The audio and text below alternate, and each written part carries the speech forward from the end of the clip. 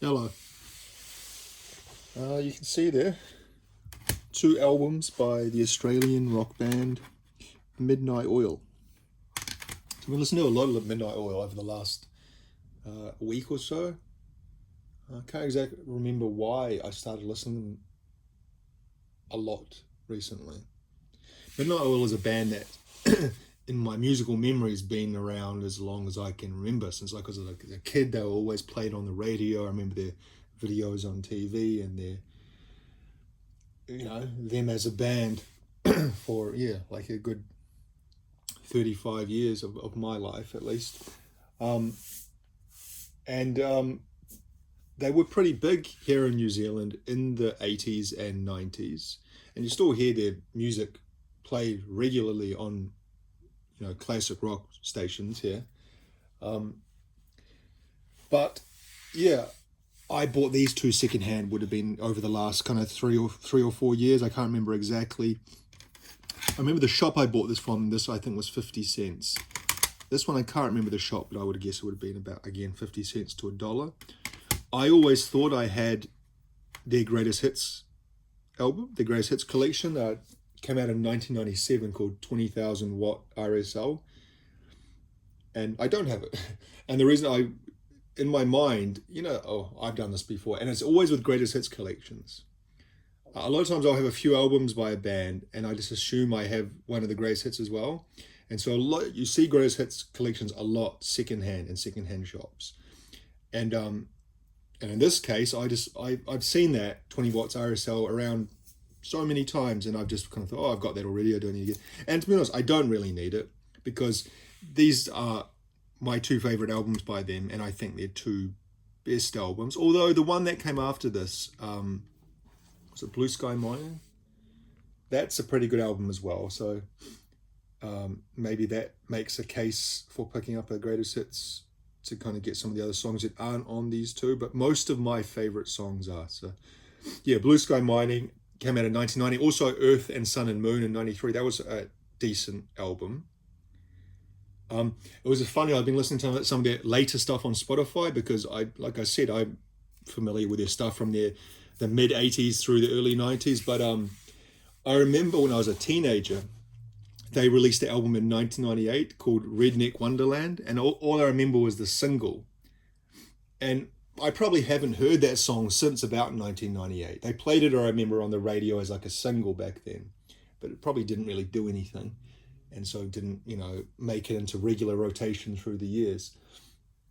So I went back and listened to that album a few days ago, and it was quite funny listening to that song, how dated it sounds now. And I don't necessarily mean that in a bad way. It's just it sounds like it's got like a drum and bass thing put underneath it. It's in the verse, and this kind of I don't know. It just sounds like very mid late 90s. A lot of those kind of rock bands were trying to like update their sound, and the way they would do that is by getting some generic drum and bass beat and maybe some kind of trip hop elements as well. And that's what they did. And so when you listen to it now, you think, geez, that really sounds like 96, 97, 98.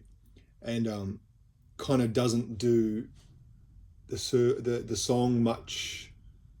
It doesn't help the song, like I said, it really dates it. Whereas you listen to something like this, that when I listen to this, I'm certainly reminded of the 1980s, these two albums, but not in a dated way, more in an emblematic way or an iconic way, if you understand the difference.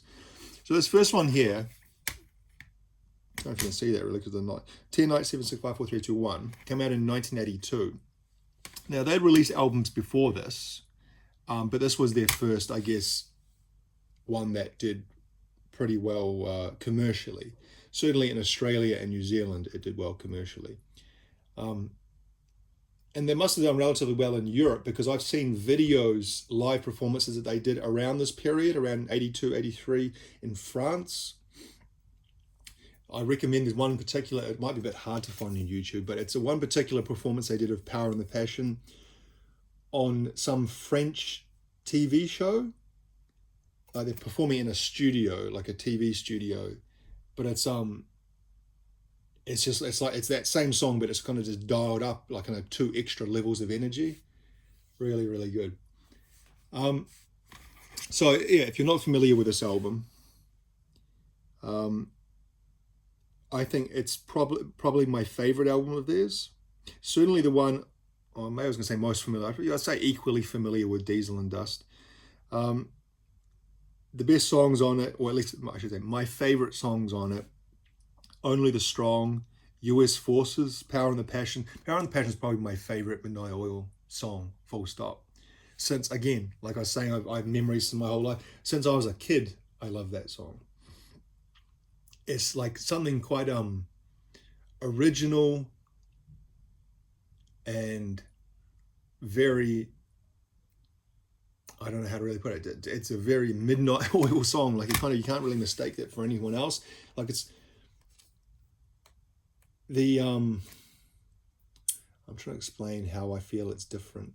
I guess the one part that I've always really loved is the end of it, the coda where it's that they use the brass section, like the trumpets and stuff, kind of like taking it up, like I think like an octave or maybe a key. I don't know the exact musical term. And then the next one goes up one, so it's getting higher and higher, like kind of building up to this crashing crescendo. And every time you think, oh, they're not going to go one higher, it goes up one higher again. And if you've ever seen the video, Peter Garrett, have you never seen? Well, I'm sure you have, because I think he's as famous as the band. The rest of the band will look like pretty typical, rock band from the '80s, Australian guys. Peter Garrett is like a 6 foot, I think he's like 6'6", 6'8"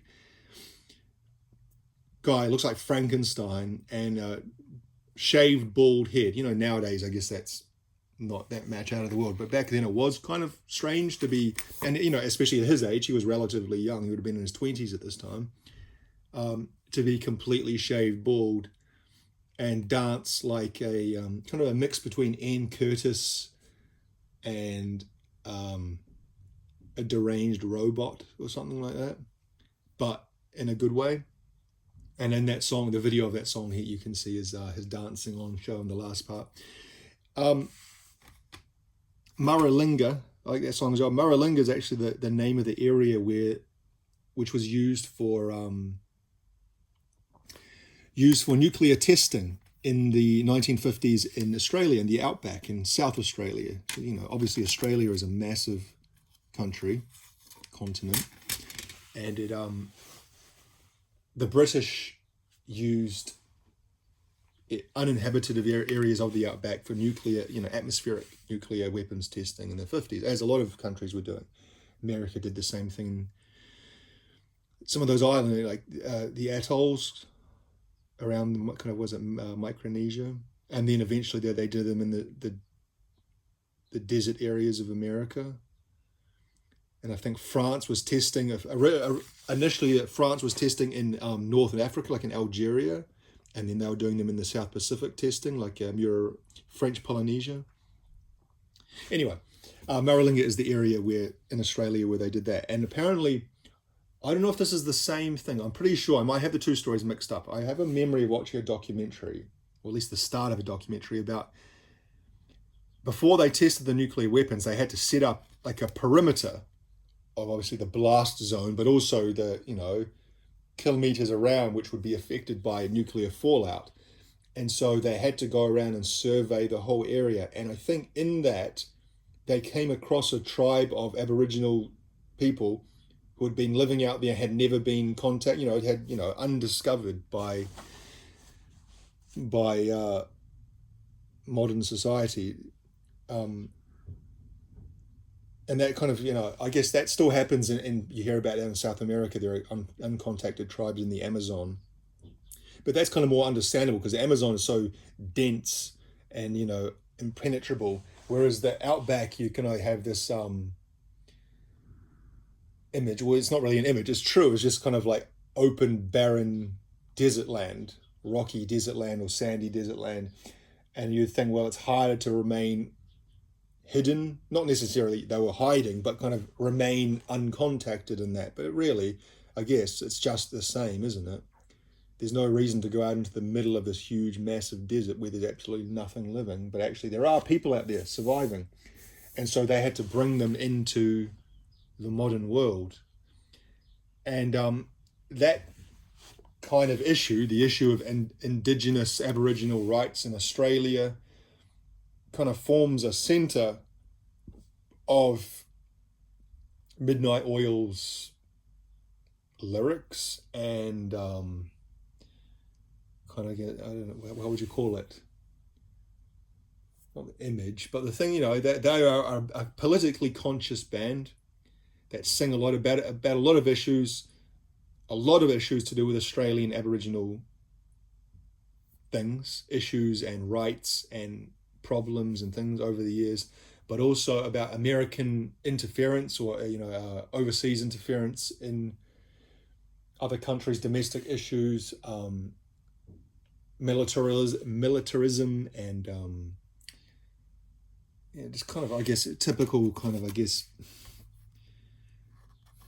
I'm trying to put certain terms onto it because I hate this terms people use nowadays to assign to things like liberal or progressive but I'd say Midnight Oil, Peter Garrett in particular, is a broadly left-wing focused band. The issues they focus on, kind of social issues of that side.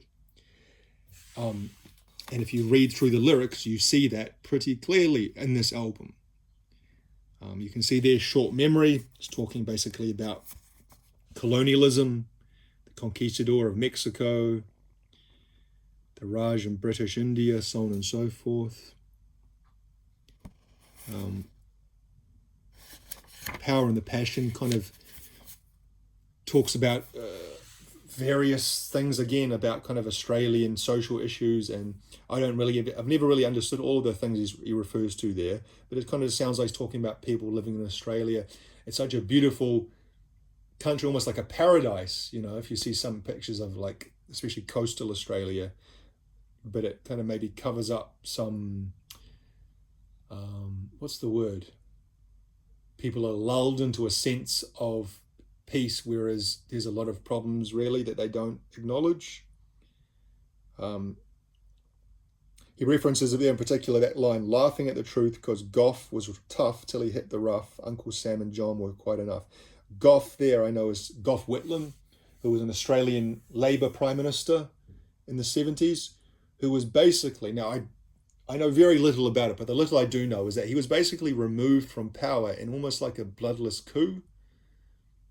Maybe not as dramatic as that, but without getting into too much detail of parliamentary politics and constitutional monarchies, obviously the head of state in Australia is still the British monarch. Only a figurehead. However, the Governor-General there who is the monarch's representative, same thing in New Zealand, does have certain power still, and he dissolved Parliament, I believe. So, basically threw Whitlam out of power and called for a new election. The election came and Labor weren't voted in, but it was halfway through the term.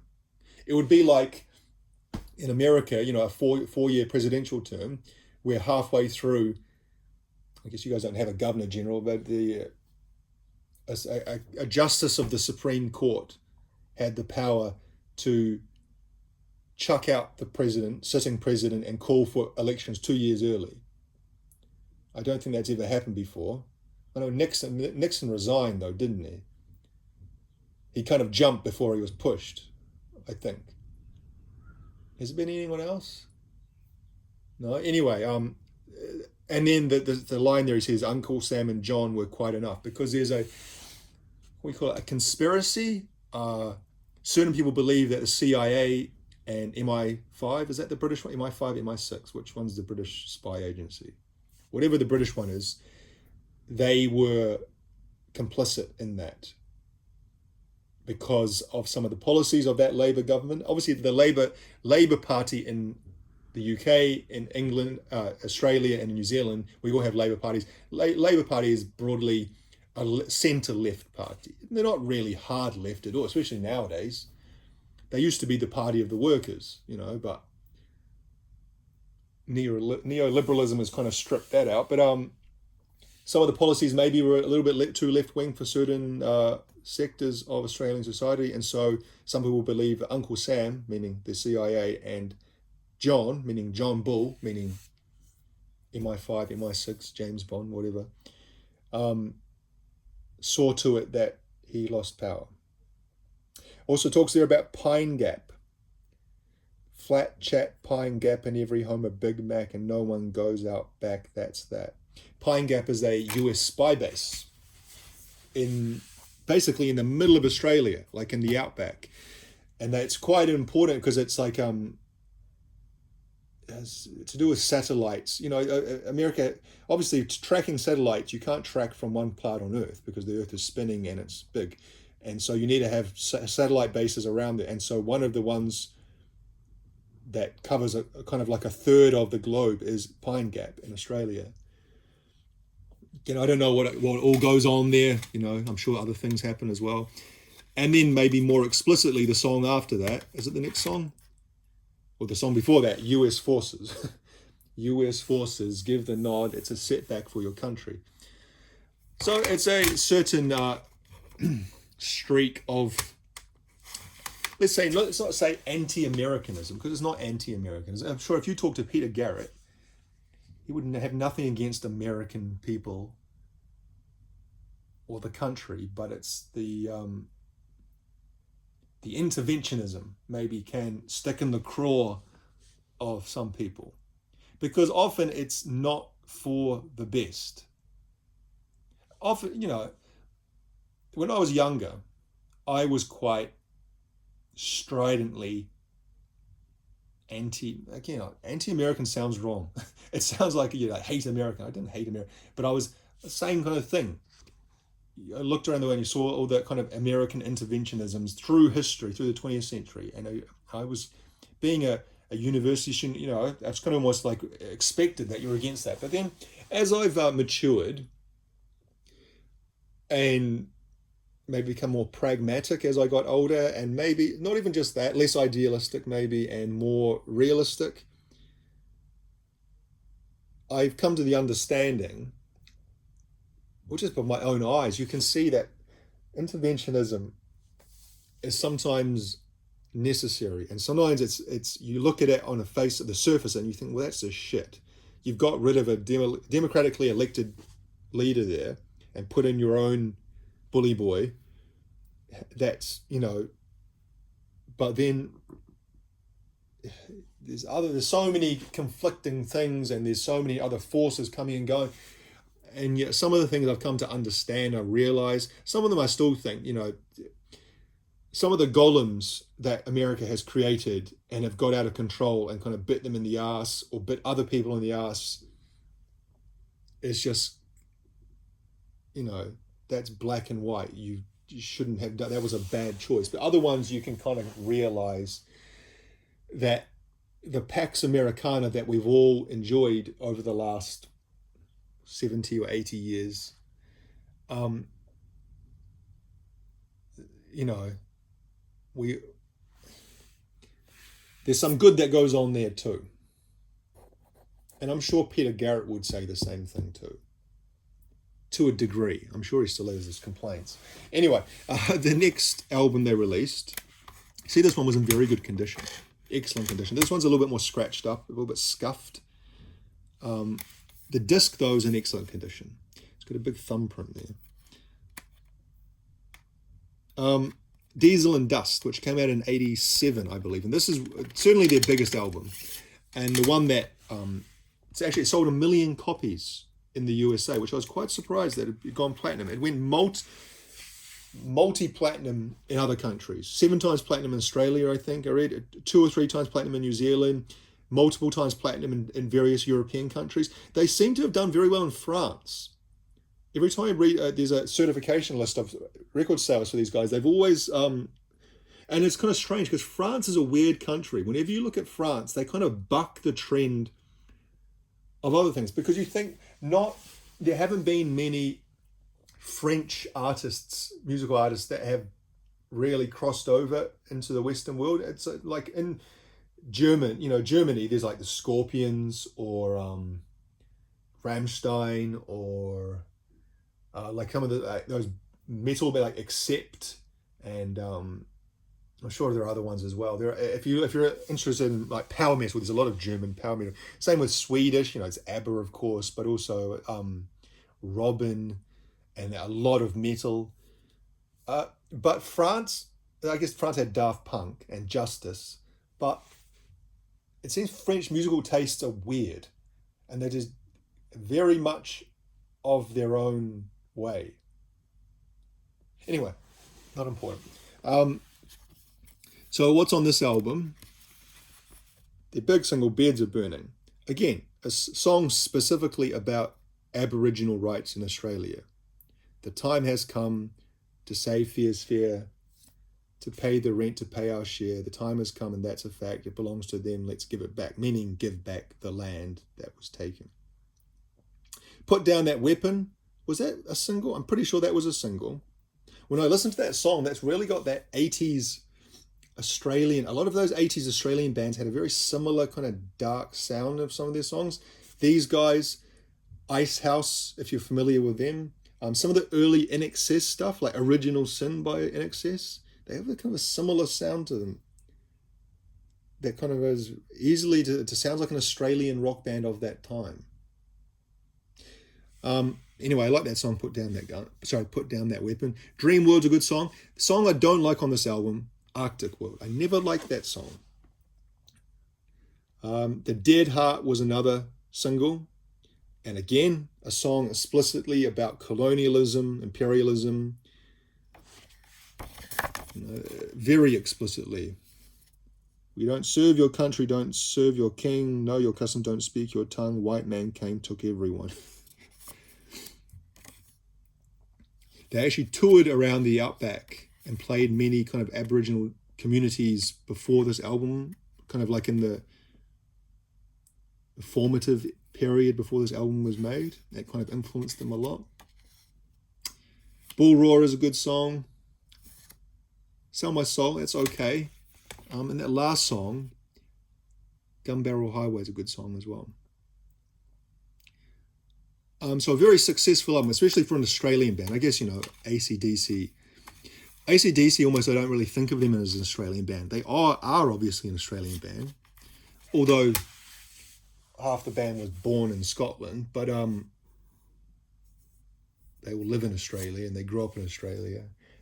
When I say I don't think of them as an Australian band, I mean that they're so huge that I kind of distinguish them as AC/DC. Whereas Midnight Oil, there's kind of no mistaking they're Australian. They sing, Peter Garrett's got a pretty strong Australian accent when he sings. They sing almost exclusively, at least in this period, they're kind of their most popular period, about Australian issues. Not just Aboriginal issues, but social issues. So they're not really mistaking that they're Australian. And just as a kind of coincidence, on Friday, at the moment it's school holidays in New Zealand, and I was with my son, we went to the library, and they had this brochure they were handing out for free at the library. The New Zealand International Film Festival is actually starting next week. It runs for about a month.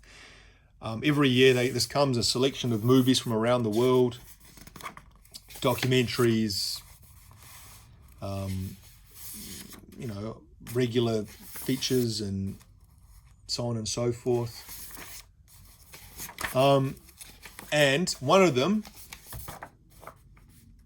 so there's a French movie, there's an Iranian French movie, there's an American movie, there's a Palestinian Norwegian movie, but the one that is connected to this, where it was on page 56, I believe.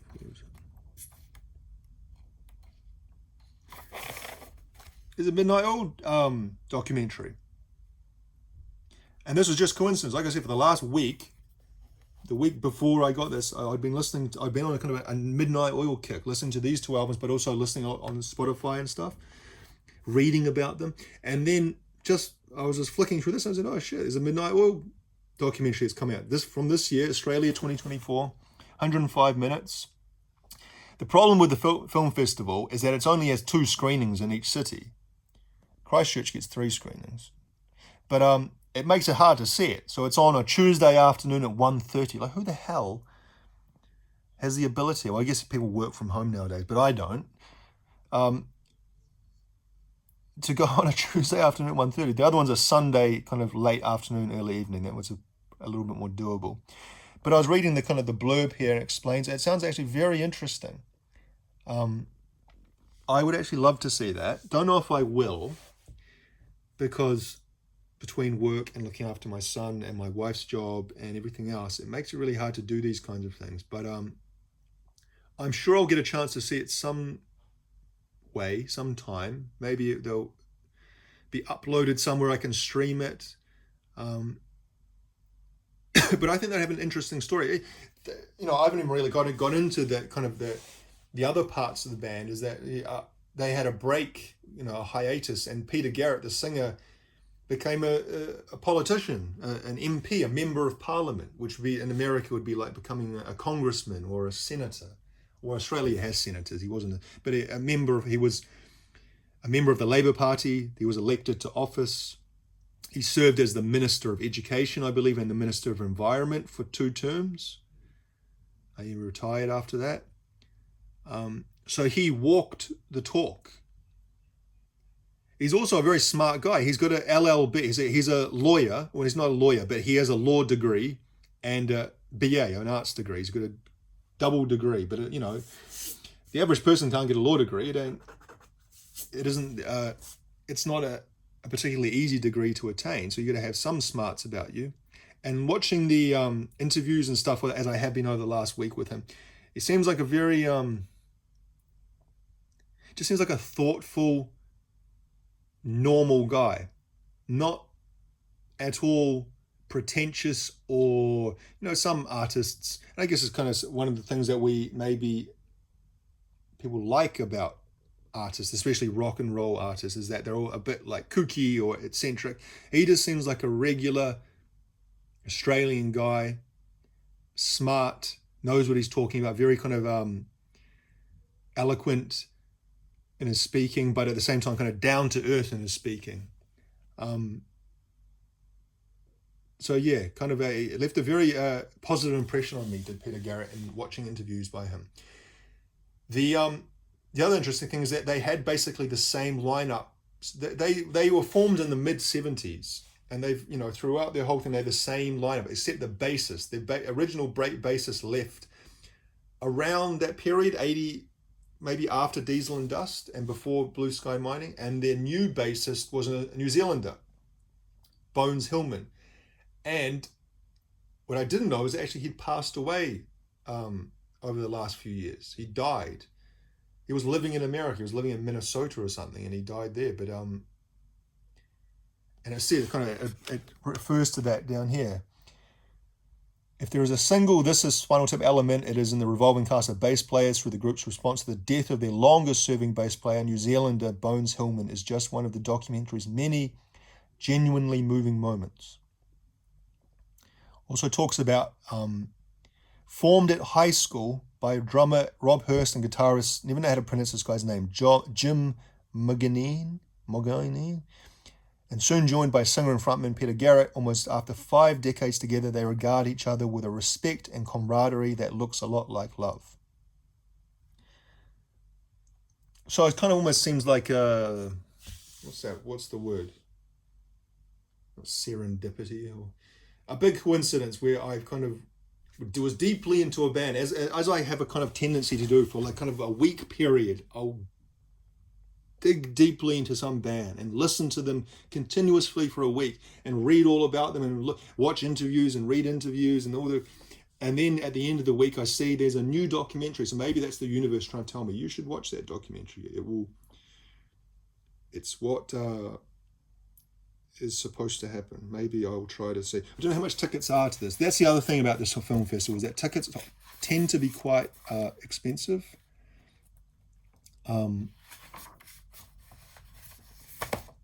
Oh, here we go. Tamaki Makaurau, which is the name of Auckland and Maori. Full price, $26. Weekdays after 5 p.m. and weekends, $5.26. So what about the other ones? So sessions starting before. So that's the other one on the Tuesday afternoon is $19. That's not bad.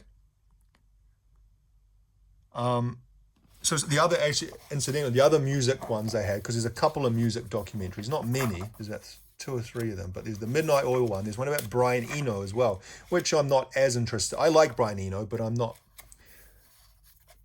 If I'd just been listening to his stuff over the last week, maybe I'd be excited to see his one. But so there's Eno,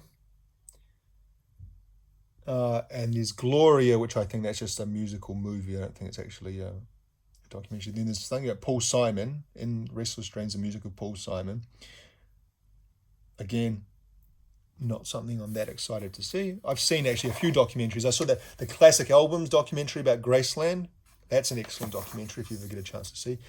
Kneecap, which I think is a documentary about Irish language artists, like singing in Gaelic or whatever they speak over there. And then this one about Ryuichi Sakamoto, God rest his soul, which could be very interesting because I like Sakamoto. I like his especially his soundtrack work. So I'm sure that would be interesting as well. Anyway, I've been yapping on a bit there. I guess the last thing I'll say is that I don't know if anyone would be turned off by a band that's overtly political, because Midnight Oil are pretty overtly political, especially in this period. I was trying to think, is there ever a band where I don't like listening to them because I feel their lyrics are too, I don't agree with them or something like that, or I can't really think of anyone off the top of my head. Sometimes there's artists who say or do things outside of music, and you hear people think, well, I'm not going to listen to them anymore, or I'm not a fan anymore. Or I guess, I can understand not being a fan, not wanting to support. I guess the big one's Michael Jackson, because I love Michael Jackson's work. He's one of the greatest artists of our age. However, he was never convicted, but some of the things he's been accused of are pretty heinous. And I've never seen that documentary. Was it Leaving Neverland? But I've been told by a couple of people that it's grim, and for whatever they felt, they couldn't listen to Michael Jackson. So maybe I'd feel the same way if I watched that documentary. If he had been convicted, say if he went to court and they found him guilty of what he was accused of doing, would I feel different? Would I be, it's not about feeling differently, because I don't really have any feelings about Michael Jackson, the person, but the music. The other one, Morrissey. Morrissey from the Smiths has said some, I don't know, some not particularly nice things maybe about certain groups of people in places around the world. And again, people have said, I could never imagine myself not listening to the Smiths. Again, even before that, Morrissey's always seemed like a bit of a plonker, hasn't he? In his interviews and things. Sometimes he'll say things that are quite funny and quite cutting and sarcastic, but also other things that he seems like a bit of a dope. But I guess you can, what do they say? Separating the artist from the message or whatever, or separating the artist from the person, or the art from the artist. Is that maybe what I'm trying to say? When I'm saying I have no negative feeling about Midnight Oil whatsoever, and I'd say I'd probably agree with a lot of what they're singing about, maybe. But I was just curious where do some people, or Rage Against the Machine, I guess, again, Rage Against the Machine are as overtly a political band as a band can be. They are kind of sing exclusively about social and political issues, and they are pretty far left in their politics. And it's surprising to see people say things even now after their debut album came out 30 some years, 33, 34 years ago. And then Tom Morello will make some comment online and people were like, oh man, I used to like you, but now you're stick to sing to performing music or playing the guitar. It's like, motherfucker, since the very beginning they've been exclusively talking about this stuff. How can you, have you just noticed now? Um, Strange. Anyway, we'll leave it there. Thank you for watching.